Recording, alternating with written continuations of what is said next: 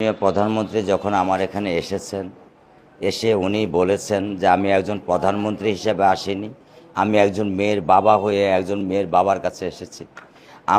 ওনার এই বক্তব্য আমার হৃদয়কে শীতল করে দিয়েছে।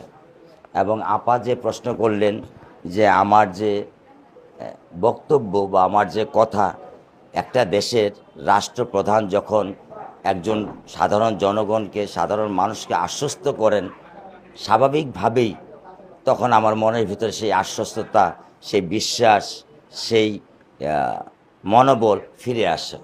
তা আমিও মাননীয় প্রধানমন্ত্রীর প্রতি কৃতজ্ঞ। আমি নিজেই যেতে চেয়েছিলাম ওনার প্রটোকলের ব্যাপারে, তো উনি বললেন যে না, আমি নিজেই যাব রামিসার বাবার কাছে।